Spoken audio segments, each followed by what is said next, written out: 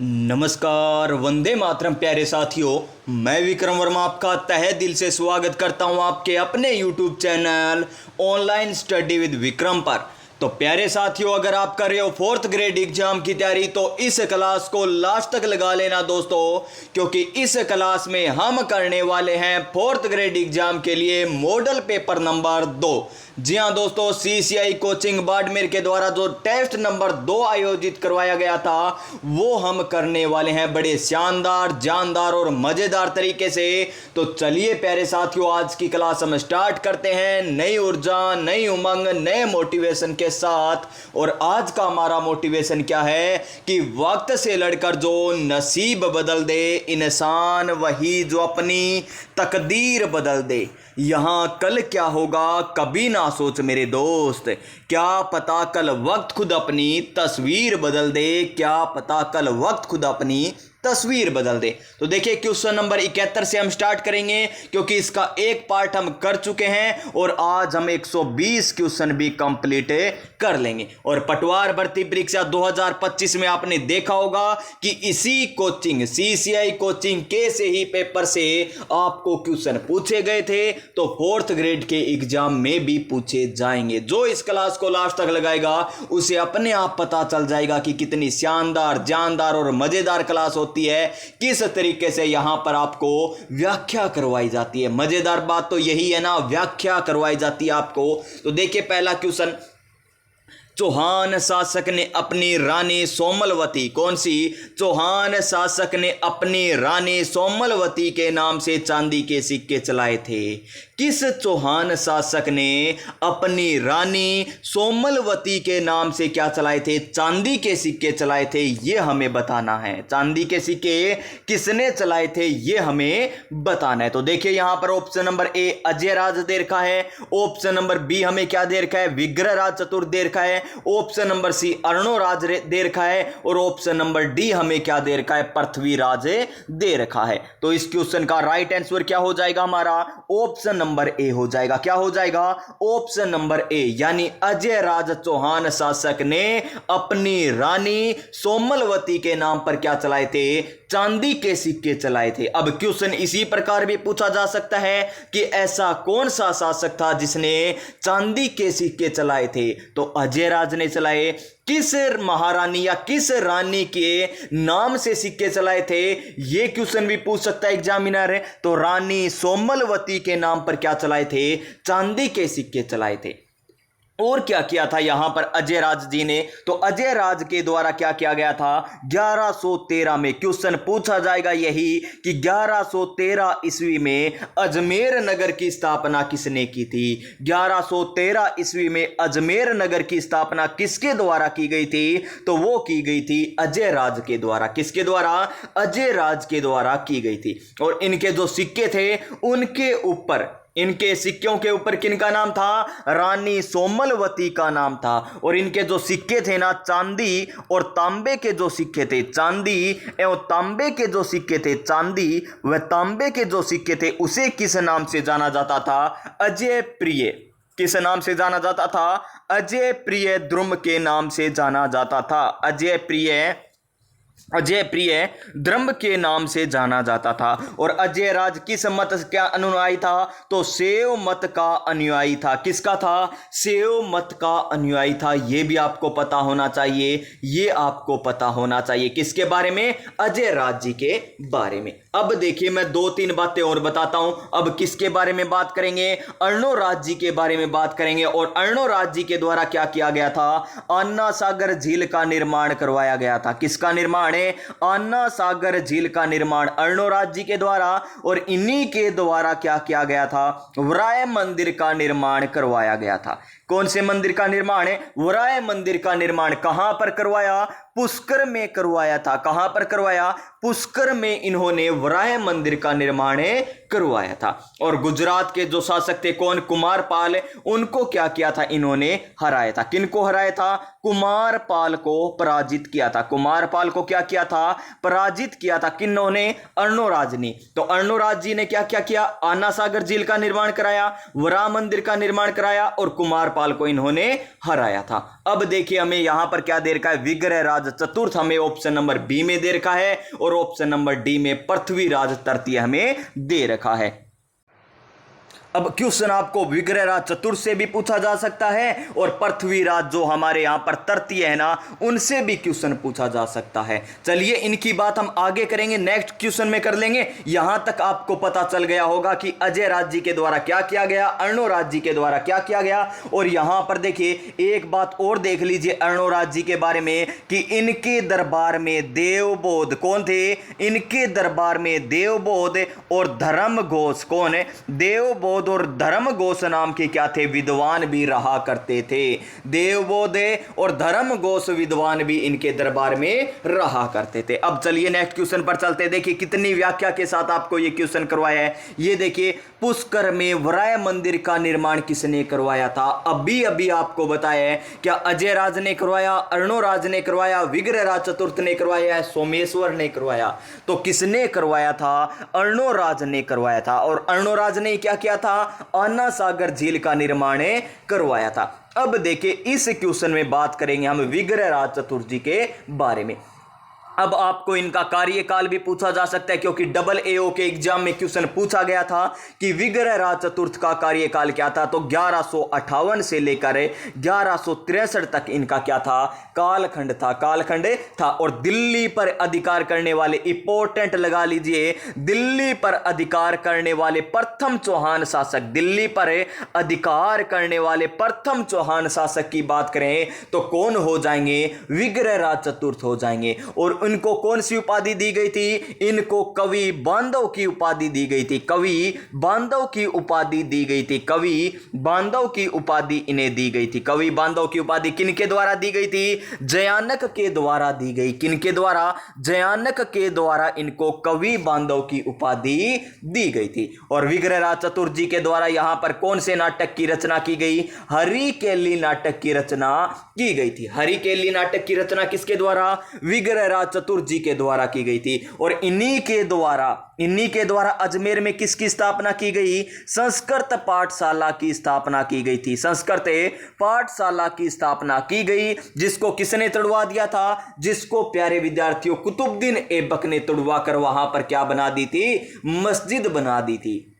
क्या बना दी थी, मस्जिद बना दी थी। और इनके दरबार में एक कवि भी रहा करते थे, उनका नाम क्या है, उनका नाम है सोमदेव। क्या नाम है, सोमदेव उनका नाम है। और सोमदेव की रचना कौन सी थी, क्वेश्चन पूछा जाएगा। इनके दरबारी कवि सोमदेव थे, जिनकी रचना कौन सी थी, ललित विग्रहराज। कौन सी थी, ललित विग्रहराज इनकी रचना थी। देखिए कितनी बातें आपको मैंने बताई है। और विग्रहराज चतुर्थ जी के ही द्वारा क्या किया गया था, बिसलपुर की क्या की गई थी, बिसलपुर नगर बसाया था। बिसलपुर नगर की भी स्थापना की गई थी। और बिसलपुर झील का निर्माण भी किन्होंने किया, इन्होंने ही किया था। किन्होंने, विग्रहराज चतुर्थ ने। और किलहोरन कौन है, किलहोरन इनके बारे में कहा करते थे, क्या कहा करते थे, जो कालिदास और भवभूति की होड़ कर सकता है वो और कोई नहीं दोस्तों, कौन है, विग्रहराज चतुर्थ है। ये किलहोरन ने कहा था। जो एक व्यक्ति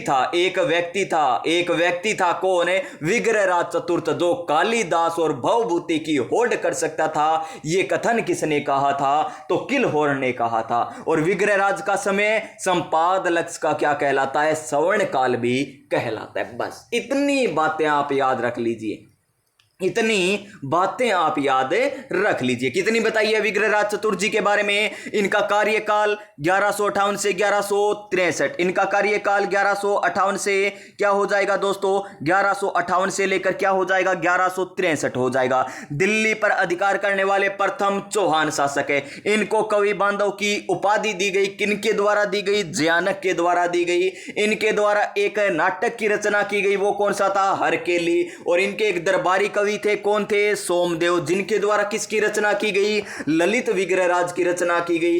इनके द्वारा ही क्या किया गया था? संस्कृत पाठशाला का निर्माण करवाया गया था। इन्हीं के द्वारा क्या किया गया था? बिशलपुर नगर की स्थापना की गई थी। और इनको प्यारे विद्यार्थियों किलहोर ने क्या कहा था? एक ऐसा व्यक्ति था जो कालिदास और भवभूति की होड़ कर सकता था। लीजिए दोस्तों, विग्रहराज चतुर्थ भी बता दिया आपको, अजय राज भी बता दिया और अर्णोराज भी बता दिया। अब नेक्स्ट क्वेश्चन पर चलिए। क्वेश्चन नंबर नेक्स्ट देखिए, ये रहा हमारा नेक्स्ट क्वेश्चन। क्या है? विग्रहराज चतुर्थ द्वारा लिखित हरकेली रचना है। हरकेली रचना है। क्या है हरकेली रचना? ये हमें बताना है। क्या वो कहानी है, उपन्यास है, जीवनी है, नाटक है? तो वो एक प्रकार का क्या है? नाटक है। क्या है? नाटक है। किनके द्वारा लिखा गया हरकेली नाटक है? ये लिखा गया विग्रहराज चतुर्थ के द्वारा। लेकिन ललित विग्रहराज की रचना किसने की थी? ये आपको पता होना चाहिए। सोमदेव के द्वारा की गई थी रचना। ठीक है, नेक्स्ट क्वेश्चन पर चलिए। Question number 74। क्या है क्वेश्चन नंबर 74? कि 1301 में रणथंबोर के प्रथम साखे के समय हमीर की रानी ने जोहर किया था। हमीर की कौन सी रानी है जिन्होंने क्या किया था? जोहर किया था। अब सबसे पहले तो आपको यह पता होना चाहिए कि रणथंबोर के जो चौहान शासक है उनके संस्थापक कौन थे? तो उनके संस्थापक कौन हो जाएंगे? गोविंद राम हो जाएंगे। कौन? गोविंद राम या गोविंद राज कह दीजिए, गोविंद राज हो जाएंगे, जिन्होंने 1194 ईस्वी में क्या किया था? रणथंबोर में चौहान वंश की स्थापना की थी। चौहान वंश की स्थापना किसने की थी? यहां पर गोविंद राज ने की थी। उनके बाद यहां पर शासक कौन बनते हैं क्रम से? गोविंद राज जी के बाद में कौन आते हैं? वालन आते हैं। याद रखना है, क्योंकि कक्षा 10 की पुस्तक में दे रखा है, तो लाइन टू लाइन याद होना चाहिए। वो 4th ग्रेड के लिए मोस्ट इंपॉर्टेंट है। वालन के बाद कौन आते हैं? प्रहलादन आते हैं। कौन आते हैं? प्रहलादन आते हैं। और उनके बाद कौन आते हैं? वीर नारायण आते हैं। कौन आते हैं? वीर नारायण उनके बाद आते हैं। और वीर नारायण जी के द्वारा क्या किया गया था? इन्होंने इल्तुतमिश के साथ क्या किया था? संघर्ष किया था। अब क्वेश्चन पूछा जाएगा कि ऐसा रणथंबोर का कौन सा शासक है जिन्होंने इल्तुतमिश के साथ क्या किया था? संघर्ष किया था। और संघर्ष करते हुए क्या हुए थे? वीर गति को प्राप्त हुए थे। वीर गति को प्राप्त भी हुए थे। और बाद में यहां पर क्या हुआ दोस्तों? यहां पर बाद में देखिए हमीर शासक बनता है। 1301 में क्या होता है? हमीर शासक बनता है। हमीर कब शासक बनता है? 1301 में नहीं, 1282 में शासक बनता है। यहां पर ये साफ ही कर लेते हैं। देखिए हमीर कब शासक बनेगा? 1282 में बनेगा। कब तक रहेगा? 1301 तक रहेगा। अब देखिए 1301 में क्या होता है? यहां पर अलाउद्दीन खिलजी, कौन है? अलाउद्दीन खिलजी क्या करता है? रणथंबोर पर आक्रमण करता है। और रणथंबोर पर जब आक्रमण करता है ना, इस समय यहां का शासक कौन था? हमीर देव चौहान था। और यहां की रानी कौन थी? रंग देवी यहां पर क्या थी? रानी थी। तो हमीर देव ने क्या धारण किया था? केसरिया धारण किया था। और रंगा देवी ने क्या किया था? जोहर किया था। और यह क्या बन गया? राजस्थान का पहला साका, जो हुआ था 1301 में। कब हुआ? 1301 में हुआ था दोस्तों। और हमीर के यहां पर सेनापति कौन थे? हमीर के यहां पर 2 सेनापति थे, रणमल और रतिपाल। रणमल और रतिपाल, जिन्होंने क्या किया था? विश्वासघात किया था। किसके साथ किया था? हमीर देव चौहान के साथ विश्वासघात किया।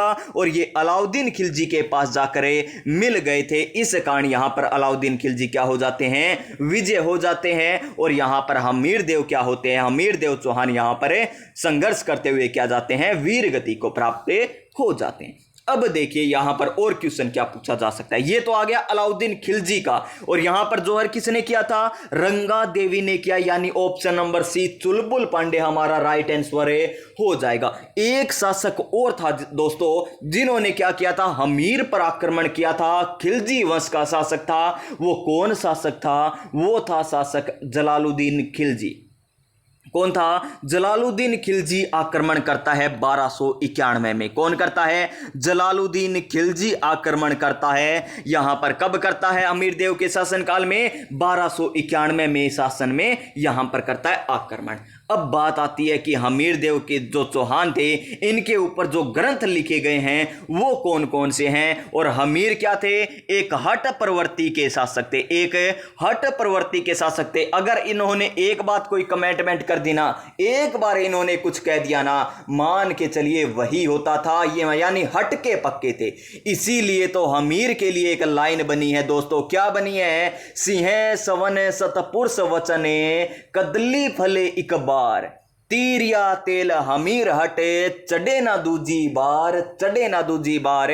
ये हमीर जी के लिए क्या है? कहावत प्रचलित है। और हमीर साथ सकते हैं इनके ऊपर जो ग्रंथ लिखे गए, एक तो आ गया हमारा कौन सा? हमीर महाकाव्य। हमीर क्या आ जाएगा? महाकाव्य आ जाएगा। महान कौन होगा? महान वही होगा जिसका नैन क्या होगा? अच्छे होंगे। नैन यानी आंख सुंदर होगी, यानी नैन चंद्र सूरी। कौन आ जाएंगे? नैन चंद्र सूरी हो जाएंगे इनके रचयिता। किसके? हमीर महाकाव्य के। और यहां पर हमीर हट की पूछ ले, हट किसने की थी चंद्रमा को खाने की? भगवान हनुमान ने की थी ना हट की। किसकी हट की? हट की थी चंद्रमा को खाने की। यानी हट के कौन आ जाएंगे? चंद्रशेखर आ जाएंगे। कौन आ जाएंगे?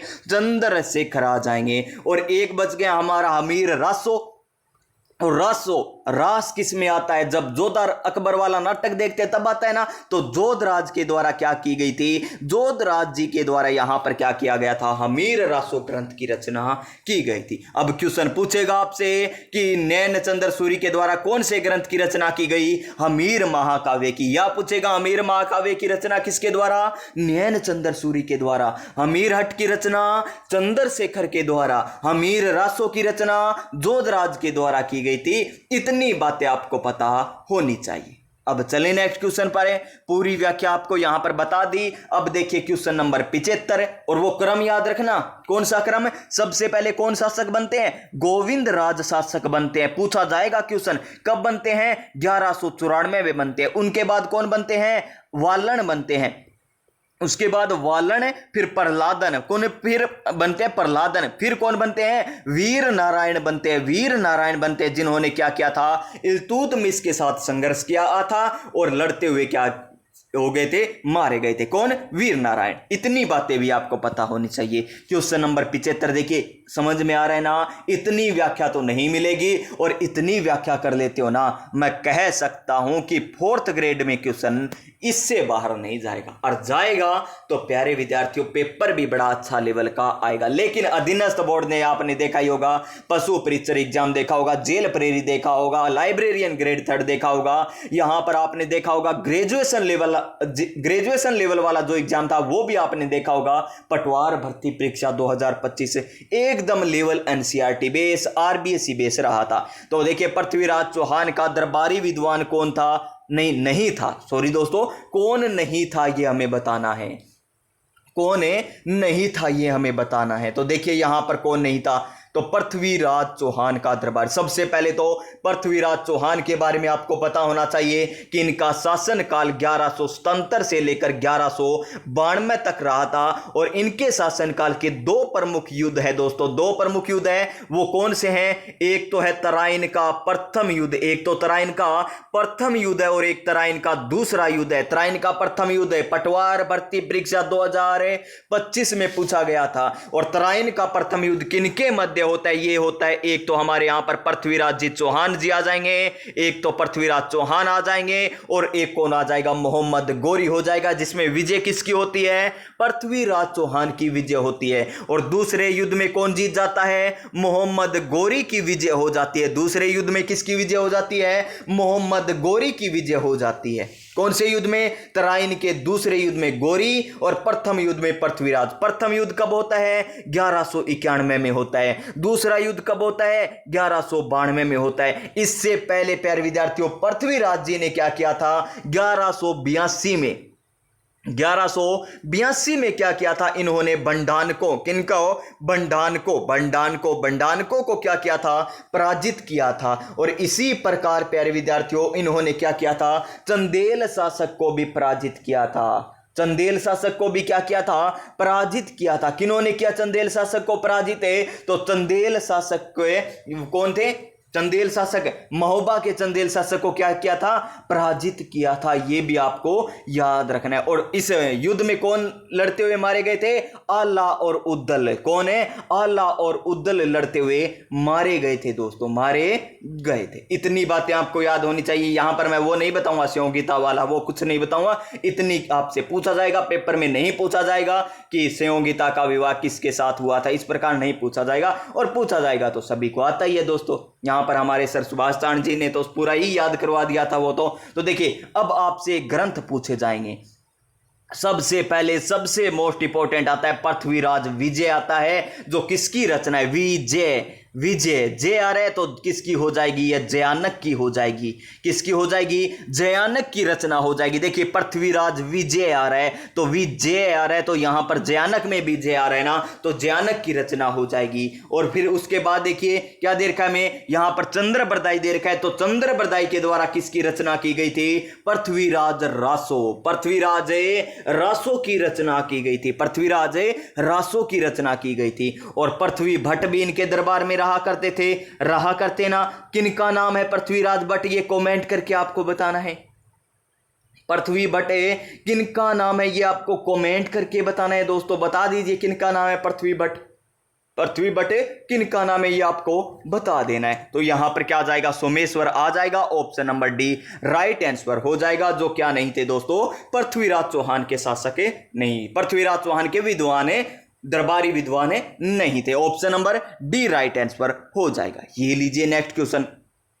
क्या नेक्स्ट क्वेश्चन, निम्नलिखित में से कौन सा शासक, निम्नलिखित में से कौन सा शासक गुज्जर प्रतिहार, क्या दे रखा है में, गुज्जर प्रतिहार राजवंश से संबंधित नहीं है। तो नागभट्ट द्वितीय देखिए जी दोस्तों, ये तो है, नागभट्ट द्वितीय तो है, महेंद्रपाल प्रथम ये भी है, देवपाल ये भी है, लेकिन यहां पर जो हमें दे रखा है कौन, भर्तर भट्ट प्रथम, ये नहीं है, ये नहीं है, ये नहीं है दोस्तों, ये नहीं है। किनके, गुज्जर प्रतिहार वंश के शासक है, ये नहीं है। तो इसका right answer option number D हो जाएगा, ऑप्शन नंबर डी हो जाएगा। नेक्स्ट क्वेश्चन देखिए, गुज्जर प्रतिहार का अंतिम शासक कौन था, गुज्जर प्रतिहार वंश का अंतिम शासक कौन था, तो अंतिम शासक कौन हो जाएंगे, यशपाल हो जाएंगे। कौन हो जाएंगे, यशपाल हो जाएंगे। ऑप्शन नंबर डी हमारा राइट आंसर हो जाएगा, option number D right answer हमारा यहां पर हो जाएगा। गुज्जर प्रतिहार के अंतिम शासक कौन थे, यशपाल थे। यशपाल गुज्जर प्रतिहार वंश के अंतिम शासक। नेक्स्ट क्वेश्चन क्या है, गुज्जर प्रतिहार के किस शासक को परम बटारक परमेश्वर महाराजाधिराज की उपाधि दी गई थी, यह हमें बताना है। तो ऑप्शन नंबर ए देखिए नागभट्ट प्रथम, ऑप्शन नंबर बी हमें क्या दे रखा है, रामभद्र, ऑप्शन नंबर सी दे रखा है हमें नागभट्ट द्वितीय, ऑप्शन नंबर सी हमें क्या दे रखा है, वत्सराज हमें दे रखा है, क्या दे रखा है, वत्सराज हमें दे रखा है। तो यहां पर क्या आ जाएगा दोस्तों, यहां पर हमारा आ जाएगा नागभट्ट द्वितीय आ जाएगा। क्या आंसर आ जाएगा, option number C Chulbul Pandey ji हमारा राइट आंसर हो जाएगा, नागभट्ट द्वितीय क्या हो जाएगा, नागभट्ट द्वितीय हमारा राइट आंसर हो जाएगा। चलिए नेक्स्ट क्वेश्चन पर चलते हैं। और नेक्स्ट क्वेश्चन देखिए, बड़ा प्यारा सा क्वेश्चन है, क्वेश्चन नंबर नेक्स्ट, शानदार जानदार और मजेदार क्वेश्चन। राजशेखर के ग्रंथों में शामिल था, कौन कौन सा शामिल था, देखिए कर्पूर मंजरी, कर्पूर मंजरी बिल्कुल सही है दोस्तों, राजशेखर के ग्रंथ है। काव्य मीमांसा बिल्कुल सही है श्रीमान, बाल भारत बिल्कुल सही है, भुवन कोश बिल्कुल सही है। और ये महेंद्रपाल और महीपाल प्रथम के क्या थे, ये थे दरबारी कवि, कौन, राजशेखर, जिनकी रचना कर्पूर मंजरी, काव्य मीमांसा, बाल भारत, भुवन केश हो जाएगी। यानी चारों के चारों आ जाएंगे, यानी 1 2 3 4 बाबा थारी जय जयकार, लगा दीजिए एक बार जयकारा, 1 2 3 4 बाबा थारी जय जयकार। Option number D right answer हो जाएगा, क्या हो जाएगा, option number D right answer हो जाएगा। ये लीजिए नेक्स्ट क्वेश्चन, सुमिलित करना है, जोड़ियां मिलाने में तो आप फरवट हो दोस्तों, सूची फर्स्ट और सूची सेकंड का मिलान करना है। एक तरफ हमें राजधानी दे रखी है, दूसरी तरफ हमें संस्थापक दे रखे हैं, हमें करना है इनका मिलान। क्या करना है, हमें करना इनका मिलान। तो कर दीजिए दोस्तों इनका मिलान। पहले को पकड़िए ध्यानपूर्वक, मंडोर को, और मंडोर के संस्थापक कौन हो जाएंगे, मंडोर के तो रज्जिल हो जाएंगे, मंडोर के संस्थापक कौन हो जाएंगे, रज्जिल हो जाएंगे। फिर मेड़ता के के देखिए, मेड़ता को तो अपनी राजधानी नागभट्ट प्रथम ने बनाया था और कन्नौज को अपनी राजधानी नागभट्ट द्वितीय ने बनाया था, हमें याद है। यानी इसमें राइट आंसर आएगा पहले में 2, उसके बाद 1, उसके बाद 3, यानी 2 1 3 जिस ऑप्शन में हो वही हमारा राइट आंसर होगा। क्या ए में है? नहीं है। क्या 2 में है? नहीं है। क्या 3 में है? नहीं गुरुदेव। क्या 4 में है? जी श्रीमान, हमें कुछ कुछ दिखाई दे रहा है और कुछ कुछ दिखाई दे रहा है। अब आपको क्लियर दिखाई दे रहा है तो देखिए ऑप्शन नंबर डी एकदम क्लियर दिखाई दे गया, तो right answer option number D हो जाएगा। ऑप्शन नंबर डी हो जाएगा। Next question, question number 81। क्या है क्वेश्चन नंबर 81? राजस्थान को प्रमुख भौतिक प्रदेशों विभागों को कितने भागों में बांट सकते हैं? कितने भागों में बांट सकते हैं? चलिए राजस्थान का मैप मैं आपको बनाकर दिखाता हूं। रफली मैप बनाएंगे, हूबहू तो प्यारे विद्यार्थियों मैं बना नहीं सकता क्योंकि हाथ से बना रहा हूं, वो भी मोबाइल की स्क्रीन पर बना रहा हूं, तो हूबहू तो नहीं बनेगा, लेकिन बनाने का प्रयास करेंगे हम दोस्तों। तो ये लीजिए, ये हमारा राजस्थान आ गया। यहां से क्या गुजरेगी? यहां से गुजरेगी अरावली। लीजिए, इधर चौड़ाई अधिक है, इधर चौड़ाई कम है, ये आपसे क्वेश्चन पूछा ही जाता है, आप सभी को पता ही होगा। ये लीजिए, ये बना दी हमने अरावली। अरावली को 3 भागों में बांट दिया। अरावली को भी 3 भागों में हमने बांट दिया। कौन कौन से? तो देखिएगा, अभी आपको पता चलेगा। फिर एक भौतिक प्रदेश ये हो जाएगा हमारा, ये भौतिक प्रदेश हो जाएगा। ये लीजिए, ये हो गए। कितने हो गए? नंबर 1, नंबर 2 अरावली, नंबर 3 हमारा ये मैदानी भाग, नंबर 4 हमारा हाड़ौती का पठार। कितने भौतिक प्रदेशों में बांटा गया? 4 भौतिक प्रदेशों में बांटा गया। कौन कौन से हैं? नंबर 1 तो हमारा मरुस्थलीय प्रदेश आ जाएगा, नंबर 2 हमारा अरावली प्रदेश आ जाएगा, नंबर 3 हमारा पूर्वी मैदानी प्रदेश आ जाएगा, नंबर 4 हमारा हाड़ौती प्रदेश कह दीजिए या दक्षिण पूर्वी। दक्षिण पूर्वी कैसे? ये उत्तर दिशा हो गई, ये दक्षिण दिशा हो गई, ये पूर्व दिशा हो गई, यानी दक्षिण पूर्व के बीच में बैठा है कौन? हाड़ौती का पठार। तो दक्षिण पूर्वी पठार के नाम से भी इसे जाना जाता है, दक्षिण पूर्वी पठारी के नाम से भी इसे जाना जाता है। किसको? इस हाड़ौती के पठार को। तो देखिए कितने भौतिक प्रदेश हो गए? 4 भौतिक प्रदेश हो गए। कितने? 4। तो इस क्वेश्चन का right answer option number B हो जाएगा। क्या हो जाएगा? ऑप्शन नंबर बी हो जाएगा। अब देखिए थोड़ी सी आगे हम चर्चा और करते हैं। नंबर 1 जो भौतिक प्रदेश है ना, इसको बांटा गया 2 भागों में। नंबर 1 जो हमारा भौतिक प्रदेश है ना, इसको बांटा गया 2 भागों में। कौन कौन से 2 भाग? लीजिए, नंबर 1 ये 1.1 वाला, ये डबल पॉइंट वाला, इस प्रकार आ गए ना, ये 1 नंबर है। तो इसको बांटा गया 2 भागों में। कौन कौन से? ये तो आ जाएगा हमारा शुष्क मरुस्थलीय प्रदेश। कौन सा? शुष्क मरुस्थलीय प्रदेश आ जाएगा। दिखाई दे रहा होगा दोस्तों, ये तो आ जाएगा शुष्क मरुस्थलीय प्रदेश। और जो हमारा ये 2 नंबर वाला है ना, ये हो जाएगा अर्ध शुष्क मरुस्थलीय प्रदेश। देखिए सबसे पहले हमने देखा कि राजस्थान के कितने भौतिक प्रदेश है? 4 भौतिक प्रदेश। कितने? 4 भौतिक प्रदेश है। कितने? 4, जिसमें से एक पहला कौन सा है? मरुस्थलीय प्रदेश है। फिर मरुस्थलीय प्रदेश को कितने भागों में? 2 भागों में बांटा गया था, ये आपको मैंने बताया। एक तो शुष्क मरुस्थलीय प्रदेश है और एक अर्ध शुष्क मरुस्थलीय प्रदेश। अब उसके बाद शुष्क मरुस्थलीय प्रदेश को भी 2 भागों में बांटा जाता है। कितने भागों में? 2 भागों में बांटा जाता है शुष्क मरुस्थलीय प्रदेश को भी दोस्तों। कितने भागों में? 2 भागों में बांटा जाता है। कौन कौन से आएंगे? एक तो आएगा बालू का स्तूप मुक्त। क्या आएगा? एक तो आएगा बालू का स्तूप मुक्त और एक आ जाएगा बालू का स्तूप युक्त। युक्त यानी बालू का स्तूप है जहां पर, मुक्त यानी मुक्ति दे दी, यानी है नहीं वहां पर। क्या नहीं है? बालू का स्तूप। यानी 2 भागों में बांटा गया। फिर आगे चलकर एक तो बालू का स्तूप मुक्त और एक बालू का स्तूप युक्त। फिर अर्ध शुष्क मरुस्थलीय प्रदेश को 4 भागों में बांटा गया। ऐसे कैसे कर रहे हो सर? आप तो बांटते ही जा रहे हो, बांटते ही जा रहे हो, तभी तो सिलेक्शन होगा ना दोस्तों। इस प्रकार पढ़ोगे ना तभी तो सिलेक्शन होगा। यानी 2 नंबर को 4 भागों में बांट दिया।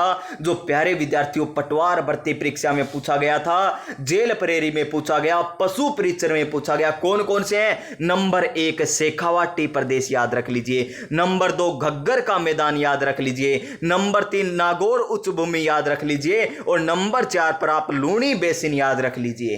किसके भाग है ये? अर्धसूचक मरुस्थल के भाग है। और अर्धसूचक मरुस्थल किसका भाग है? ये भाग हो जाएगा मरुस्थल प्रदेश का।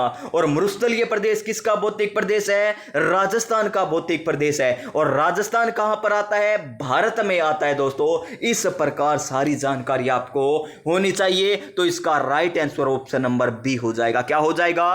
ऑप्शन नंबर बी हो जाएगा।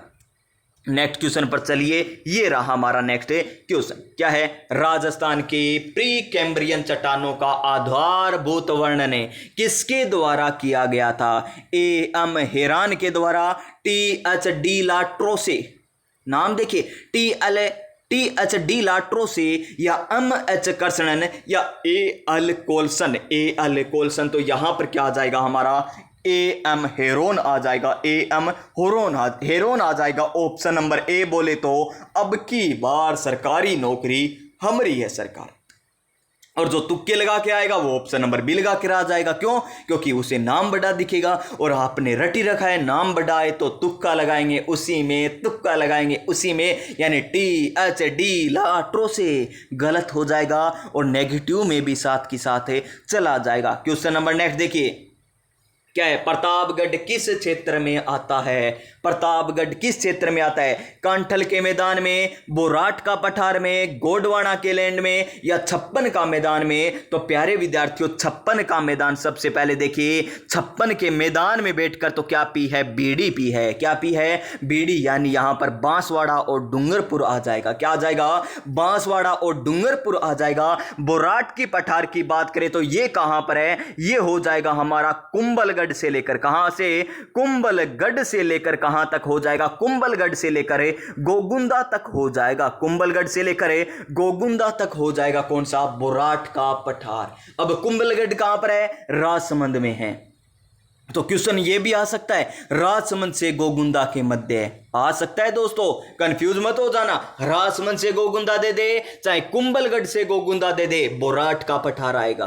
बोराट का पठार आएगा। छप्पन का मैदान में बैठकर तो बीड़ी यहां पीते हैं, यानी बांसवाड़ा और डूंगरपुर। और एक है छप्पन की पहाड़ियां। वो कहां पर है? छप्पन की पहाड़ियां। छप्पन की पहाड़ियों की बात करें तो बाढ़ कर देंगे, यानी पहाड़ियों पर बाढ़ करेंगे ना तो बाड़मेर में आ जाएगी छप्पन की पहाड़ियां बाड़मेर में आ जाएगी। फिर देखिए गोंडवाना लैंड आप सभी को पता ही है दोस्तों, ये तो होगा नहीं। अब आ जाएगा कांठल का मैदान। क्या आ जाएगा? कांठल का मैदान राइट आंसर हो जाएगा, जो प्रतापगढ़ के क्षेत्र को जाना जाता है। कांठल का मैदान क्यों कहा जाता है? एक बार देखिए फिर से राजस्थान का, दक्षिण राजस्थान का मैप बना लीजिए। ये दक्षिणी राजस्थान हो गया। ये तो भारत का सा लग रहा है दोस्तों, हम पूरा ही बना लेते हैं ताकि अच्छा सा थोड़ा सा लगे कि राजस्थान का मैप है। ये राजस्थान का मैप हो गया, ये हो गया। देखिए यहां से माही नदी, मध्य प्रदेश, माही, मोरा माही चौके छक्के मार रहा है, कहते हैं ना मोरा माही मार रहा है। माही नदी मोरा की पहाड़ियों से उद्गम होती है और इस प्रकार आती है और वापिस चली जाती है, आती है और चली जाती है। कौन सी नदी? माही नदी आती है और चली जाती है। और आप सभी को पता होगा कि यहां दक्षिण राजस्थान के 2 जिले ऐसे हैं, डूंगरपुर और बांसवाड़ा, जहां से करक रेखा गुजरती है। डूंगरपुर और बांसवाड़ा से करक रेखा गुजरती है, जिसकी राजस्थान में लंबाई कितनी है?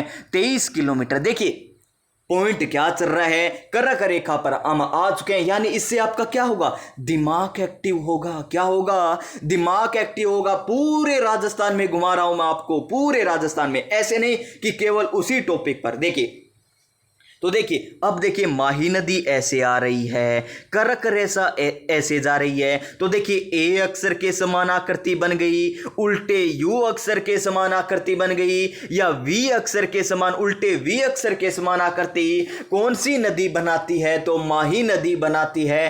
करक रेखा को 2 बार काटेगी, कौन सी काटेगी? माही नदी काटेगी। और इसी माही नदी के कांठे पर क्या बना हुआ है? प्रतापगढ़ है। कांठे पर प्रतापगढ़ है तो प्यारे विद्यार्थियों यहां पर कांठले का मैदान कहा जाता है और वो प्रतापगढ़ आ जाएगा। समझ में आया ना? और इसी माही नदी के किनारे सोम नदी आकर मिलती है। माही नदी में सोम आकर मिलती है, इसी नदी में जाखम नदी आकर मिलती है। यानी सोम, माही, जाखम, इन तीनों नदियों का कहां पर संगम होता है? तो नवाटापुर डूंगरपुर में होता है। कहां पर होता है? नवाटापुर डूंगरपुर में होता है। जहां पर क्या लगता है?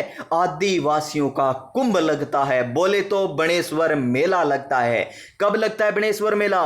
माघ पूर्णिमा को लगता है। कब लगता है? माघ पूर्णिमा को लगता है। किसके द्वारा स्थापना की गई? संत मावजी के द्वारा। इस प्रकार याद है ना आपको, तभी सिलेक्शन होगा, चाहे 53,000 पोस्ट आ जाएं, चाहे 100 पोस्ट आ जाएं। इस प्रकार आपको याद होना चाहिए। तो इसका right answer option number A हो जाएगा दोस्तों। नेक्स्ट क्वेश्चन पर चलिए। क्वेश्चन नंबर नेक्स्ट हमारा क्या है, ये लीजिए। डांगलैंड किसका भाग है? डांगलैंड, डांग क्षेत्र की रानी। डांग क्षेत्र की रानी किसे कहते हैं और राजा किसे कहते हैं? रानी। तू राजा मैं रानी, मैं राजा तू रानी, यानी ये आ गया यहां पर।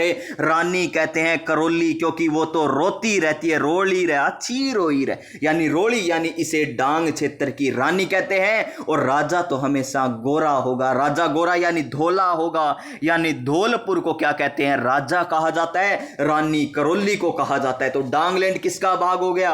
ये हो जाएगा हमारा किसका भाग है? करौली के पठार का भाग हो जाएगा। Option number C right answer हो जाएगा। Option number C right answer हो जाएगा। क्वेश्चन नंबर नेक्स्ट, ये व्याख्या बता दिया मैंने। ये देखिए 56 का मैदान अभी हम करके आए हैं। बीडी 56 के मैदान में तो बीडी यानी बांसवाड़ा और डूंगरपुर। बांसवाड़ा डूंगरपुर दक्षिण भाग में है या उत्तर में? आप सभी को पता होगा, दिशाओं का ज्ञान होगा।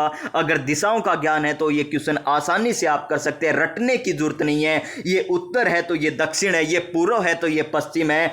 डूंगरपुर बांसवाड़ा यहां पर रह गए यानी दक्षिण भाग में रह गए, तो इसका right answer option number C हो जाएगा। कहो ना, option number C Chulbul Pandey right answer. Question number 86 देखिए क्या है, कौन सा सही सुमलित नहीं है? वागड़ क्षेत्र, वैसे वन, वैसे वन, वैसे वागड़, वैसे वागड़, याद रखना है, भूलोगे नहीं कभी। और वन कहां पर है ज्यादा? डूंगरपुर बांसवाड़ा में है ना दोस्तों। मैं खुद से बनाकर तो नहीं लाया ट्रिकें, लेकिन आपको याद जरूर करा दूंगा। खुद की ट्रिकें नहीं है, बस माइंड का खेल है यहां पर। वैसे वन, वैसे कंफ्यूज होते हो ना, किन में होते हो आप? बागड़ में होते हो और वागड़ में होते हो। आज के बाद कभी कंफ्यूज नहीं होंगे। क्यों नहीं होंगे? वैसे वन हमें पता है, वैसे वागड़ हमें पता है। वन कहां पर? डूंगरपुर बांसवाड़ा में। लीजिए श्रीमान, ये तो सही हो गया। फिर मेवात क्षेत्र की बात करें, यानी मेवात क्षेत्र आते ही आपको याद आएगा वज्र क्षेत्र है, जहां पर भगवान श्री कृष्ण का विचरण क्षेत्र था दोस्तों, यानी अलवर भरतपुर आ जाएगा। ठीक है जी। हाड़ौती अभी बताया, हाड़ौती राजस्थान के मैप में अभी बताया था, ये पूर्व है, ये दक्षिण है। यहां पर जो आता है कोटा, बूंदी, बारा, झालावाड़, हाड़ौती क्षेत्र बिल्कुल सही है। बोमट हमें गलत दे रखा है, प्रतापगढ़ और चित्तौड़गढ़। तो इसका right answer option number C Chulbul Pandey ji हमारा हो जाएगा। क्वेश्चन नंबर 87 देखिए, जुरासिक युग कौन सा युग है? जुरासिक युग की चट्टानें राजस्थान के किन जिलों में पाई जाती है? जुरासिक युग की चट्टानें जयपुर टोंक में, बांसवाड़ा डूंगरपुर में, अजमेर नागौर में, जैसलमेर बाड़मेर में। कहां पर पाई जाती है? यहां पाई जाती है जैसलमेर और बाड़मेर में, यानी option number C right answer हो जाएगा। Option number C right answer हो जाएगा। अब देखिए, मुझे एक बात याद आ रही है ऑप्शन देखते ही, बी डी कौन सा है? बीडी 56 का मैदान। अन्ना, इसकी भी ट्रिक बताइए आपको। अन्ना पाजो बाजा, अन्ना पाजो बाजा, ये ट्रिक है हमारी किसकी? लूणी नदी के जो जिले हैं ना, उनकी ट्रिक है। नए जिले नहीं आएंगे तो नहीं आएंगे, पुराने ही याद रखने हैं। अन्ना पाजो बाजा यानी अजमेर, नागौर, पाली, जोधपुर, बाड़मेर, जालोर, ये इसका क्रम हो जाएगा लूणी नदी का। और लूणी नदियों की ट्रिक मैंने भी आपको बता रखी है। मेरे सागी मित्र की सगाई, सुकेड़ी बांडी लड़की सागा हुई सरस्वती। ये आ गई इनकी सारी की सारी सहायक नदियां। किसकी आ गई? लूणी नदी की। कौन सी? मेरे सागी मित्र की सगाई, सुकेड़ी बांडी लड़की सागा हुई सरस्वती। बस, तो इसका right answer option number C हो गया। क्वेश्चन नंबर नेक्स्ट देखिए क्या है, कौन सा सही सुमलित नहीं है? कौन सा सही सुमलित नहीं है? जरगा उदयपुर। कुंभलगढ़ राजमंद, ये देखिए वो आ गया कुंभलगढ़, मैंने बताया था राजमंद में है, ये सही कीजिए सबसे पहले। रघुनाथगढ़ सीकर है, कामनाथ सिरोही में हमें देर का है, जरगा उदयपुर में देर की है, राइट आंसर हो जाएगा यहां पर ऑप्शन नंबर सी, क्योंकि कामनाथ कह दीजिए या कमलनाथ कह दीजिए, ये सिरोही में स्थित नहीं है, तो इसका right answer option number C. अब आपको प्यारा सा कमेंट करके बताना है कि ये कहां पर स्थित है, कामनाथ कहां पर स्थित है। और रघुनाथगढ़ की बात करें तो रघुनाथगढ़ क्या हो जाएगा, उत्तरी अरावली। 3 अरावली के भाग बताए थे ना, मैंने कहा था ये आपको आगे पता चलेगा, इस प्रकार हमने अरावली बनाई थी और इसके 3 भाग किए थे, 1 2 3। ये उत्तरी अरावली थी, ये मध्य अरावली थी, ये दक्षिणी अरावली थी। दक्षिणी अरावली की सर्वोच्च चोटी माउंट आबू हो जाएगी, कौन सी हो जाएगी, माउंट आबू हो जाएगी। उत्तरी अरावली की सर्वोच्च चोटी रघुनाथगढ़ सीकर हो जाएगी। मध्य अरावली की कौन सी हो जाएगी, टोडगढ़ हो जाएगी, कौन सी, टोडगढ़ हो जाएगी। नेक्स्ट क्वेश्चन पर चलिए, क्वेश्चन नंबर 89 क्या है, निम्न में से कौन सी पहाड़ियां मध्य अरावली श्रेणी में स्थित है। मध्य अरावली में बताना है, गिरवा वो गिर गया, कब गिर गया, जब उदय हुआ और माची से, कहते हैं ना खाट से नीचे उतर रहा था, बेड से नीचे उतर रहा था, यानी उदय होते ही वो गिर गया, यानी उदयपुर में आएगी ये तो उदयपुर में हो जाएगी। मेरवाड़ा, मेर किसकी होगी, अजमेर, क्योंकि अजमेर में प्यारे साथियों आप सभी को पता है 10वीं की बोर्ड परीक्षा होती है। हमारा बोर्ड कहां पर है, वो 10वीं वाला हमारा, जहां से हमने 10वीं की थी, कौन सा बोर्ड, हमने माध्यमिक शिक्षा बोर्ड, अजमेर में ही तो है ना। तो मेर हमारी किसने की थी, मेरवाड़ा आ गया ना। रोजा भागकर बचा और इसराना भागकर बचा है, लेकिन हमें तो प्यारे विद्यार्थियों क्या बताना है, हमें मध्य अरावली बताना है। और अजमेर को तो हृदय कहा जाता है, इसे तो धक वाला भी कहा जाता है। अजमेर को तो राजस्थान का धक बोले तो हृदय भी कहा जाता है। तो मेरवाड़ा मध्य में आ गया ना, तो मेरवाड़ा अजमेर यहां पर है, option number A right answer हो जाएगा। क्वेश्चन नंबर नेक्स्ट देखिए, राजस्थान का सर्वोच्च पठार कौन सा है, राजस्थान का सर्वोच्च पठार कौन सा है, सर्वोच्च पठार बताना है तो क्या होगा दोस्तों, उड अब भौरा ऊपर। जी हां दोस्तों, बड़ी शानदार ट्रिक है, उड अब भौरा ऊपर, ये आ गए हमारे पठार।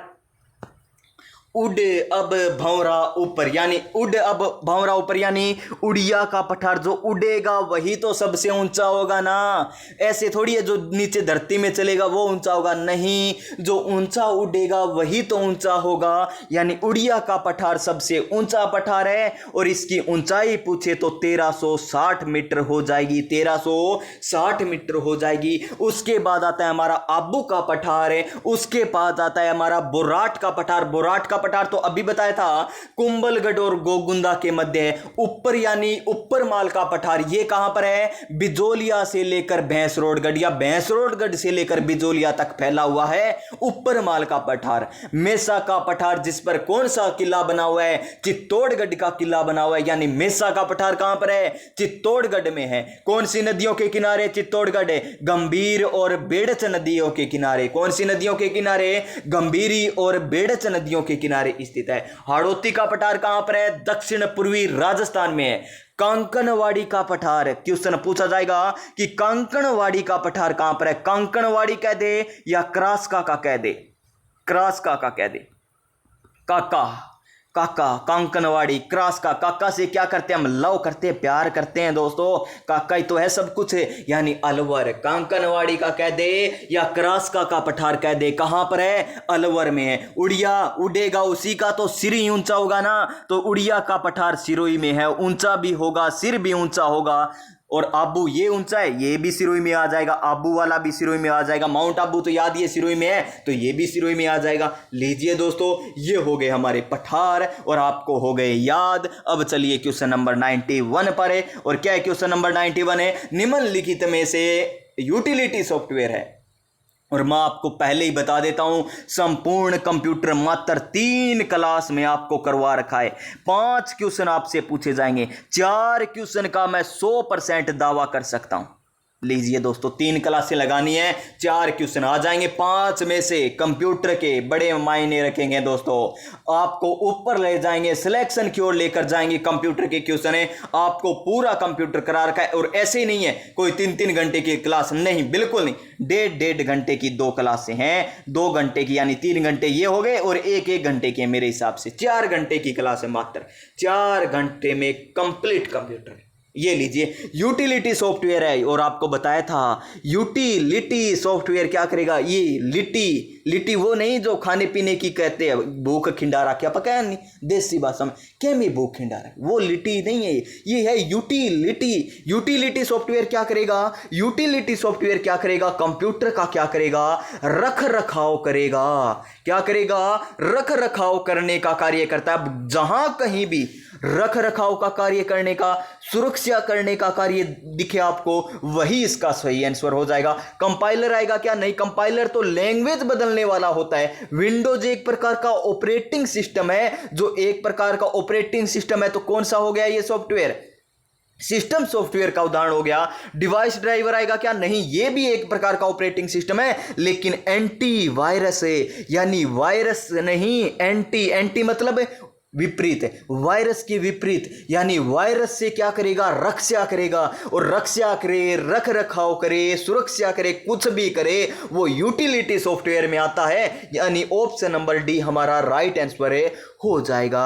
ये लीजिए नेक्स्ट क्वेश्चन है, निम्नलिखित में से कौन सा ऑपरेटिंग सिस्टम नहीं है, तो बता दीजिए। डोस, MS डोस एक प्रकार का ऑपरेटिंग सिस्टम है। किस प्रकार का है ये किस पर आधारित होता है, CUI पर आधारित होता है। सर ये क्या होता है CUI, और एक होता है दोस्तों GUI क्या होता है सर, ये देखिए दोस्तों क्या होता है, ये होता है कैरेक्टर यूजर इंटरफेस, यानी इंटरफेस के आधार पर हमारे यहां पर 2 प्रकार होते हैं। यहां पर कौन कौन से, कैरेक्टर यूजर इंटरफेस हो जाएगा, एक graphical user interface operating system हो जाएंगे। 2 प्रकार के ऑपरेटिंग सिस्टम होते हैं यूजर इंटरफेस के आधार पर, एक तो कैरेक्टर और एक ग्राफिकल। ग्राफिकल किस में आएगा, विंडोज सभी क्या है, ग्राफिकल यूजर इंटरफेस है। डोस, MS डोस क्या है, कैरेक्टर यूजर इंटरफेस है। और लिनक्स जो प्यारे विद्यार्थियों पटवार भर्ती परीक्षा 2025 में पूछा गया, एक प्रकार का ओपन ऑपरेटिंग सिस्टम है, लेकिन ओरेकल यहां पर ऑपरेटिंग सिस्टम नहीं है, तो option number B right answer हो जाएगा। Option number B right answer हो जाएगा। क्वेश्चन नंबर नेक्स्ट है, ये लीजिए नेक्स्ट क्वेश्चन है, ये लीजिए क्या है, पोस्ट। ये पोस्ट आप वाली पोस्ट नहीं है कि आप कौन सी पोस्ट पर नौकरी लगे हो, नहीं, पोस्ट की हमें यहां पर फुल फॉर्म बतानी है। पावर ऑन सिस्टम टेस्ट है, पावर ऑफ सिस्टम टेस्ट है, पावर ऑन सेल्फ स्टेट है, ये आ जाएगा दोस्तों। पावर ऑन सेल्फ टेस्ट यहां पर सही आंसर हो जाएगा। एक आपसे फुल फॉर्म पूछी जा सकती है BIOS की, बेसिक इनपुट आउटपुट सिस्टम है। एक फुल फॉर्म पूछी जा सकती है रैम की, रैंडम एक्सेस मेमोरी। एक आपसे पूछी जा सकती है रोम की फुल फॉर्म है रीड ओनली मेमोरी। एक फुल फॉर्म पूछी जा सकती है CPU की, सेंट्रल प्रोसेसिंग यूनिट। एक आपसे फुल फॉर्म पूछी जा सकती है ALU की, अर्थमेटिक लॉजिकल यूनिट। एक आपसे फुल फॉर्म पूछी जा सकती है CU की, कंट्रोल यूनिट। एक आपसे फुल फॉर्म पूछी जा सकती है वीडियो की, वीडियो क्या होता है, मॉनिटर होता है। Visual display unit, visual display unit इसकी फुल फॉर्म है, हो जाएगी। और कुछ याद आ रहा है क्या, और याद आएगा तब और बता देंगे। अभी तो दूसरा ही मॉडल पेपर है, 15 मॉडल पेपर करेंगे, तब तक तो आपकी तैयारी एकदम स्टैंडर्ड की हो जाएगी दोस्तों। मैं पहले ही कह रहा हूं आपको, तो रोजाना क्लास जरूर लगा लेना। ये लीजिए next question, Unix operating system है क्या है, एक प्रकार का यूनिक्स। प्यारे विद्यार्थी यूनिक्स मल्टी कहां पर ऑप्शन दिखाई दे रहा है क्या आपको, मल्टी, तो हमें 1 नंबर ऑप्शन में ही दिखाई दे रहा है। मल्टी यूजर आपको कितनी बार बताए, वो उन क्वेश्चनों में भी आपको कितनी बार बताया था। Option number A right answer हो जाएगा। ये लीजिए नेक्स्ट क्या है, कंप्यूटर सिस्टम का वह भाग जिसे कोई छू नहीं सकता, कोई छू ही नहीं सकता, छू नहीं सकता, उसे हम क्या कहेंगे? सॉफ्टवेयर कहेंगे सर। क्या कहेंगे? सॉफ्टवेयर कहेंगे। और जिसे हम छू सकते हैं उसे क्या कहते हैं? हार्डवेयर कहते हैं। क्या कहते हैं? हार्डवेयर कहते हैं। जिसे छू सकते हैं हार्डवेयर, और जिसे हम केवल महसूस कर सकते हैं, क्या कर सकते हैं? महसूस कर सकते हैं, उसे क्या कहते हैं? सॉफ्टवेयर कहते हैं। प्रिंटर को हम हाथ लगा सकते हैं ना, जाकर प्रिंटर पर हाथ रख दिया, हम जाते ई मित्र पर जाकर प्रिंटर पर हाथ रख के खड़े हो गए, ये लीजिए हो गया। माउस को हम छूते ही छूते हैं, मॉनिटर को हम छू सकते हैं, लेकिन सॉफ्टवेयर को हम नहीं छू सकते। तो ऑप्शन नंबर सी यहां पर राइट आंसर हो जाएगा। क्या हो जाएगा? ऑप्शन नंबर सी यहां पर राइट आंसर हो जाएगा। नेक्स्ट क्वेश्चन ये लीजिए, ये क्वेश्चन अभी आया क्वेश्चन पटवार भर्ती परीक्षा 2025 में, और उससे पहले का ये पेपर बनाया हुआ, पटवार भर्ती से पहले का है ये पेपर बनाया हुआ। और देख लीजिए कितने क्वेश्चन आए पटवार भर्ती में, देख लीजिए। तो देखिए यहां पर निम्नलिखित में से कौन सी धातु मिश्र धातु नहीं है? ब्रोंज मिश्र धातु है। पित्तल, यही तो पूछा गया था पटवार में, पित्तल पिताजी, ये पिताजी यानी पित्तल तांबा जिंक, पित्तल तांबा जिंक पिताजी, याद रखना। पित्तल किसका मिश्रण है? तांबा और जिंक का। स्टेनलेस स्टील भी एक मिश्र धातु है, लेकिन कैडमियम नहीं है, कैडमियम है नहीं है, कैडमियम है नहीं है एक प्रकार की मिश्र धातु। Option number D right answer हो जाएगा। क्वेश्चन नंबर नेक्स्ट देखिए, निम्न में से किस लवण में क्रिस्टलीकरण का जल नहीं होता? खाने का सोडा, धोने का सोडा, जिप्सम और अपना नीला विट्रियल, नीला विट्रियल। तो यहां पर क्या आ जाएगा हमारा? ऑप्शन नंबर ए आ जाएगा, खाने का सोडा। खाने का सोडा, खाने का सोडा कह दो चाहे बेकिंग सोडा कह दो, खाने का सोडा कह दो चाहे बेकिंग सोडा कह दो, चाहे मीठा सोडा कह दो या सोडियम बाइकार्बोनेट कह दो। खाना कौन बनाती है? बाई बनाती है। NaHCO3 यही होता है ना, Na2 बाई तो आ गया, Na2CO3, Na2CO3।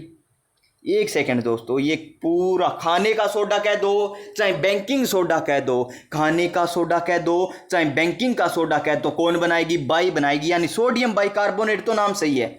ये आएगा किस प्रकार? Na2HCO3 आएगा या NaHCO3 आएगा। इसके ऊपर माइनस, ये प्लस प्लस। देखते हैं दोस्तों, इसका कमेंट कर दूंगा, मैं पिन कर दूंगा कमेंट। अभी दिमाग में नहीं आ रहा, क्योंकि प्यारे विद्यार्थियों सारी बातें याद थोड़ी रहती है, कुछ एक तो मैं ही भूल जाता हूं। और जिप्सम है, ये 3rd ग्रेड में पूछा गया था सूत्र जिप्सम का, क्या होता है जिप्सम का सूत्र। और यहां पर option number A right answer हो जाएगा, जिसमें जल के अणु नहीं होते। क्वेश्चन नंबर नेक्स्ट, तांबे के बर्तनों, तांबे के बर्तनों को आर्द्र वायु में खुला रखने पर बनने के कारण उस पर हरी रंग की परत आ जाती है। किसके कारण आती है? सबसे पहले तो आपको पता होना चाहिए कि तांबे के ऊपर कौन सी परत आ जाती है? हरे रंग की आ जाती है। तांबे पर हरे रंग की, चांदी पर काले रंग की और लोहे पर भूरे रंग की, ये याद होना चाहिए। और लोहे पर जब जंग लगेगा तो उसका भार बढ़ जाता है, उसका भार बढ़ जाता है। और लोहे पर जंग न लगे इसके कारण कौन सा कार्य किया जाता है? यसद लेपन का कार्य किया जाता है। और यसद लेपन में क्या होता है? उसके ऊपर क्या कर दिया जाता है? जिंक धातु का लेप कर दिया जाता है। किसके ऊपर? लोहे के ऊपर कर दिया जाता है। अब देखिए यहां पर क्या आएगा? यहां पर हमारा क्या हो जाएगा दोस्तों? Option number B, copper carbonate बनने के कारण क्या आ जाता है? उसके ऊपर हरे रंग की परतें आ जाती है।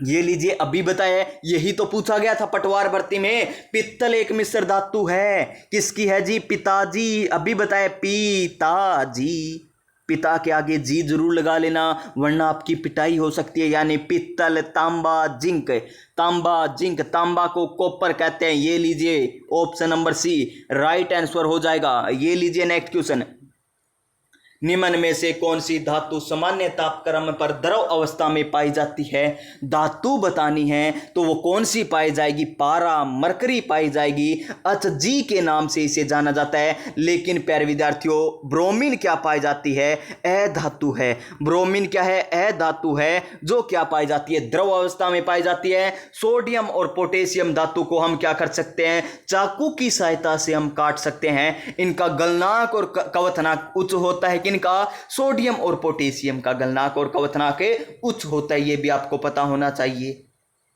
ये भी आपको पता होना चाहिए। और विद्युत की सुचालक कौन सी होती है? ए धातु, तो लेड होती है, लेड होती है। ए धातु कठोर कौन सी होती है? हीरा होता है। ए कठोर होता है हीरा, आप सभी को पता होगा। नेक्स्ट क्वेश्चन पर चलिए, इसका right answer option number A. Question number 101 देखिए, निम्न में से कौन सा सम्मिलित नहीं है? ट्रिक बता रखी है, संपूर्ण राजस्थान पॉलिटी मात्र 14 क्लासों में करा रखी है। प्ले लिस्ट बनी हुई है, जाकर क्लासें देख लीजिए। मात्र 14 क्लासों में, ऐसा भी नहीं कि घंटे घंटे की क्लास हो, 40-50 मिनट की क्लास है प्रत्येक। आप सिलेबस अच्छे तरीके से कर सकते हैं। राजा का नाक, किसका नाक है जी? राजा का नाक। योगा से साफ हमें करना है, योगा से क्या करना है? साफ करना है। ये हो जाएगी हमारी ट्रिक।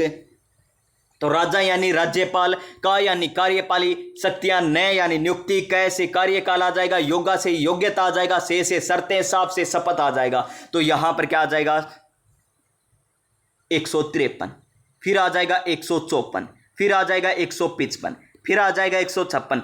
ये तो आती है गिनती आपको। फिर देखिए 157, फिर आ जाएगा 158, फिर आ जाएगा 159। लीजिए, सारे के सारे बता दिया आपको। राजा का नाक, योगा से साफ यानी राज्यपाल 153 में, कार्यपाली शक्तियां 154 में, नियुक्ति 155 में, कार्यकाल 156 में, योग्य यानी योग्यता 157 में, से शर्तें 158 में, साफ यानी शपथ 159 में। अब देखिए, राज्यपाल की नियुक्ति 100 कहां पर है? 55 में है। बिल्कुल सही है जी। फिर देखिए, नियुक्ति होने की अर्हताएं यानी योग्यताएं 157 में है क्या? नहीं है जी, कट कर दीजिए। पद के लिए शर्तें, से शर्तें 158 में। बिल्कुल सही है जी। शपथ यानी 159, बिल्कुल सही है। गलत कौन सा हो जाएगा? ऑप्शन नंबर बी गलत हो जाएगा। 101 में आ जाएगा हमारा option number B. Next question, ये लीजिए। नेक्स्ट क्वेश्चन क्या है? राज्यपाल द्वारा राज्य की विधान परिषद में कितने सदस्य मनोनीत किए जाते हैं? कितने सदस्य मनोनीत किए जाते हैं? सदस्यों की कुल संख्या के 1/3, आधा भाग या 1/4 या 1/6, तो 1/6 भाग यहां पर क्या किए जाते हैं? मनोनीत। ये जरूर ध्यान रख लेना, मनोनीत। और राष्ट्रपति भी कितने? राष्ट्रपति कितने सदस्य करता है राज्यसभा में? 12 सदस्य मनोनीत करता है।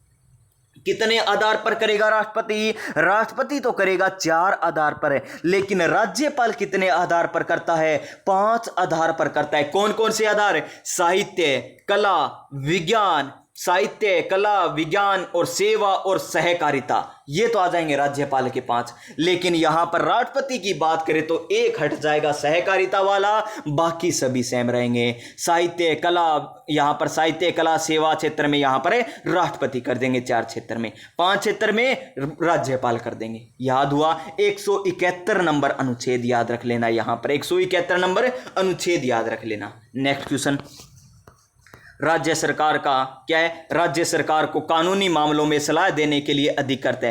कानूनी मामलों में सलाह कौन देगा? अभी तो क्वेश्चन आया है पटवार भर्ती 2025 में। लीजिए, हूबहू छपे हैं क्वेश्चन। ये पहले का पेपर है, देख लेना। आपको दिखाऊंगा मैं ऊपर जाकर कितनी तारीख का बना हुआ है। ये आ जाएगा दोस्तों यहां पर महाधिवक्ता। क्या आ जाएगा? और केंद्र सरकार का महान्यायवादी। नियुक्ति इसकी कौन करता है? राज्यपाल करता है। कौन करता है? राज्यपाल करता है। नेक्स्ट क्वेश्चन क्या है? नेक्स्ट क्वेश्चन, और आर्टिकल पूछे तो 165, ये भी याद रख लेना। विवेकाधीन शक्तियों का प्रयोग करते हुए राज्यपाल किसको प्रतिनिधि के तौर पर कार्य करता है? किसके? तो मंत्री परिषद के रूप में, मंत्री परिषद के प्रतिनिधित्व के रूप में करता है क्या दोस्तों? नहीं, ये ध्यानपूर्वक देखिए, किसके प्रतिनिधि तौर पर? तो राज्यपाल की नियुक्ति कौन करते हैं? राष्ट्रपति करते हैं ना दोस्तों। जैसे यहां पर हमारे राज्यपाल कौन है? हरि भाऊ किशन राव बागड़े जी हमारे राजस्थान के क्या है? राज्यपाल हैं। कहां के रहने वाले हैं? महाराष्ट्र के रहने वाले। उनकी नियुक्ति किसने की थी? हमारी राष्ट्रपति द्रौपदी मुर्मू जी के द्वारा की गई थी। तो ये संघीय सरकार के प्रतिनिधि के रूप में कार्य करते हैं। Option number B. ऐसी छोटी छोटी गलतियां में एग्जाम में नहीं करनी। अभी हम गलती कर देते ना, तो देखिए यहां पर ऑप्शन नंबर बी आ जाएगा। और आपको वर्तमान में कौन क्या क्या है ये आपको पता होना चाहिए। जैसे चुनाव आयुक्त कौन है? मधुकर गुप्ता। निर्वाचन अधिकारी कौन है? निर्वाचन अधिकारी कौन है? नवीन महाजन हो जाएंगे इस प्रकार। और मानवाधिकार आयोग के अध्यक्ष कौन है? कैलाश कौन आ जाएंगे? गंगाराम मूलचंदानी हो जाएंगे। आरपीएससी के अध्यक्ष कौन आ जाएंगे? उत्कल रंजन साहू हो जाएंगे। अधीनस्थ बोर्ड के अध्यक्ष कौन आ जाएंगे? आलोक राज आ जाएंगे। इस प्रकार आपको पता होना चाहिए। राज्यपाल कौन है? हरि भाऊ किशन राव बागड़े जी आ जाएंगे। मुख्यमंत्री कौन है? यह आपको याद होना चाहिए। कौन है? भजन लाल शर्मा है। उप मुख्यमंत्री दिया कुमारी और प्रेमचंद बेरवा है। और कृषि मंत्री किरोड़ी लाल मीणा जी हो जाएंगे। और आपको याद और क्या क्या रखना है यहां पर, और आपको क्या याद रखना है दोस्तों? और आपको पूछा जा सकता है कौन, क्या पूछा जा सकता है, क्या पूछा जा सकता है? वित्त आयोग के अध्यक्ष आपसे पूछे जा सकते हैं, याद रख लेना। वित्त आयोग के अध्यक्ष कौन हो जाएंगे? हमारे वित्त आयोग के प्रद्युमन सिंह हो जाएंगे। और यहां पर आपसे क्वेश्चन महिला आयोग के पूछे जा सकते हैं। कौन है महिला आयोग के अध्यक्ष? रेहाना रियाज चिश्ती, यही है ना दोस्तों। और कौन आ जाएंगे हमारे, और कौन सा रह गया आयोग? और आयोग हमारा कौन सा रह गया? चुनाव आयोग आ गया। और हमारा कौन सा रह गया? और हमारा रह गया दोस्तों, कौन सा रह गया? आगे मेरे हिसाब से तो कोई रह गया तो बाद में कर लेंगे, ठीक है। और यहाँ पर 105 नंबर क्वेश्चन देख लीजिए। राज्यपाल पद के लिए न्यूनतम आयु कितनी होनी चाहिए? 25 वर्ष? नहीं, 25 वर्ष विधानसभा चुनाव के लिए। 35 साल option number A right answer हो जाएगा। क्वेश्चन नंबर नेक्स्ट, राजस्थान के निम्न में से राज्यपाल में लोकसभा अध्यक्ष कौन रहे हैं? सरदार शिव भली, सरदार शिव भली रहे हैं दोस्तों। आप देख लीजिए लोकसभा अध्यक्ष कौन रहे हैं? सरदार शिव भली रहे हैं। तो यहां पर राइट आंसर हमारा ऑप्शन नंबर डी हो जाएगा, रघुकुल तिलक। अब एक आपको और बता देता हूं, रघुकुल तिलक से हमें याद आया कि ये हमारे लोकसभा अध्यक्ष तो नहीं रहे, बलिराम भक्त रहे हैं, शिवराज पाटिल रहे हैं, सरदार हुकम सिंह रहे हैं, ये तो रहे। लेकिन रघुकुल तिलक से एक याद आ गया मुझे। क्या याद आ गया? कि राष्ट्रपति शासन कितनी बार लगा अब तक? राष्ट्रपति शासन 4 बार लग चुका है। एक तो 1967 में, एक 1977 में, एक 1980 में, एक 1980 में, एक 1992 में। कौन कौन थे राज्यपाल? नंबर 1 आपको याद रखना है, संपूर्ण वेद रघु रेड्डी। संपूर्ण वेद रघु रेड्डी आ जाएगा। देखिए संपूर्ण वेद रघु रेड्डी, ये ट्रिक है। संपूर्ण वेद, जितने भी वेद है ना, रघु रेड्डी हो चुके हैं बस। संपूर्ण वेद रघु रेड्डी। सबसे पहले लगेगा सबसे छोटा कार्यकाल, जो सबसे बाद में लगेगा सबसे बड़ा कार्यकाल। यानी सबसे लंबे समय तक राष्ट्रपति शासन चौथा, सबसे कम समय के लिए राष्ट्रपति शासन सबसे पहला। यानी संपूर्ण वेद रघु रेड्डी बोले तो संपूर्णानंद पहले राष्ट्रपति शासन के समय, वेदपाल त्यागी दूसरे राष्ट्रपति शासन के समय, रघुकुल तिलक तीसरे राष्ट्रपति शासन के समय, और एम चेन्ना रेड्डी नाम बढ़ा तो प्यारे विद्यार्थियों राष्ट्रपति शासन भी बढ़ा, तो ये आ जाएंगे चौथे राष्ट्रपति शासन के समय। नेक्स्ट क्वेश्चन पर चलिए। इसका right answer option number D हो गया। ये लीजिए, ऐसे कौन कौन से राज्यपाल है जिनका पद पर रहते हुए क्या हुआ है? निधन हुआ है। तो निर्मल दरबार परबा का, जी हां दोस्तों, निर्मल दरबार परबा का यहां पर आ जाएगा। निर्मल दरबार परबा का यहां पर आ जाएगा। हमारी ट्रिक हो जाएगी निर्मल दरबार परबा नरेंद्र, अन के दे रखा है अस के, निर्मल दरबार परबा शैलेंद्र का। निर्मल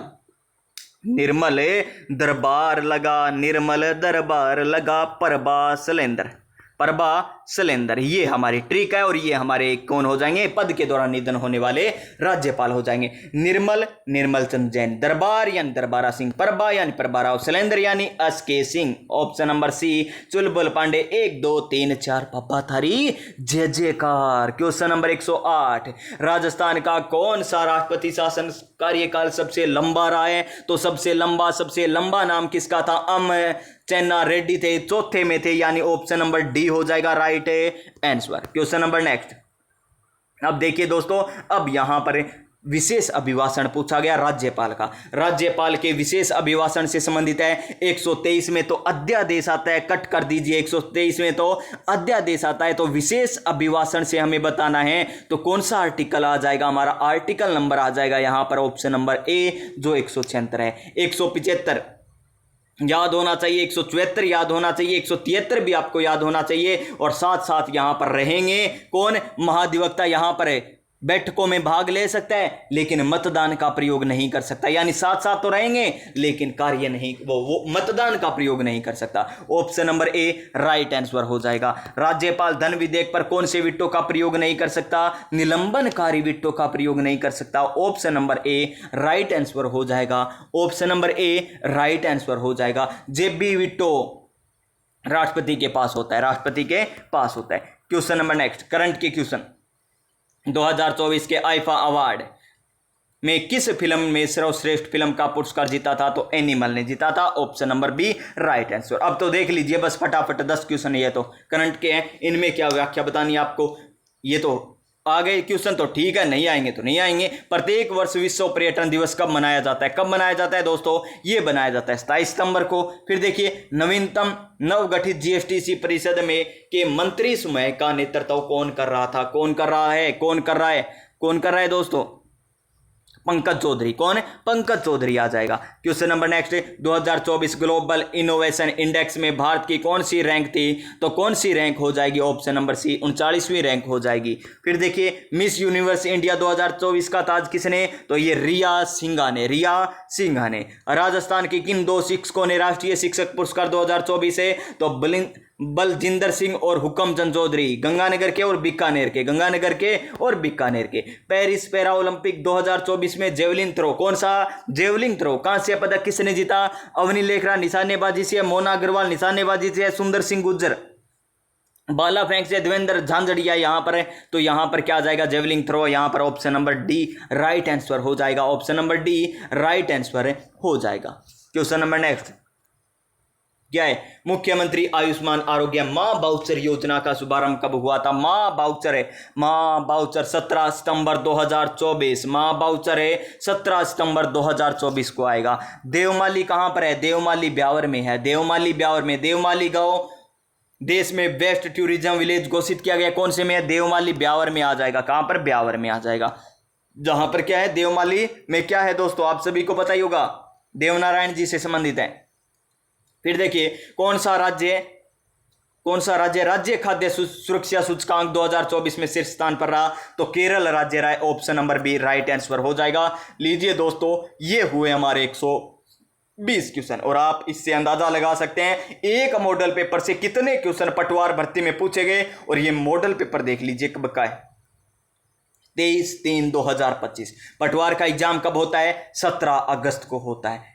देख लीजिए कितने, तो आप 4th ग्रेड में आप अंदाजा लगा लीजिए कितने क्वेश्चन, और व्याख्या बता रहा हूं उनमें से कितने क्वेश्चन पूछे जाएंगे। बस छोड़ दीजिए जिक्र, अब आगे शेयर आपको करना है। कंपटीशन बढ़ा दीजिए थोड़ा सा, तो आपको भी मजा आ जाएगा। कंपटीशन होगा तो आप शेयर जरूर कर देना अपने दोस्तों के पास, ताकि आपके भाई, आपके आस पड़ोस में जितने भी हैं उनका सिलेक्शन हो, और किसी का ना हो, बस आपका ही हो, आपके परिवार में ही हो। 4th ग्रेड में एक एक घर से एक बंदा आना चाहिए बस। अब की बार तो, अब की बार सरकारी नौकरी हमारी है सरकार। क्लास कैसी लगी? अच्छी लगी है तो कमेंट कर देना, चैनल को सब्सक्राइब कर देना। इसी प्रकार हम करने वाले हैं, तो स्वस्थ रहिए, मस्त रहिए, अपनी अपनी तैयारी में व्यस्त रहिए। मिलेंगे नेक्स्ट क्लास में नई ऊर्जा, नई उमंग, नए मोटिवेशन के साथ। तब तक प्यारे साथियों, जय हिंद, जय भारत।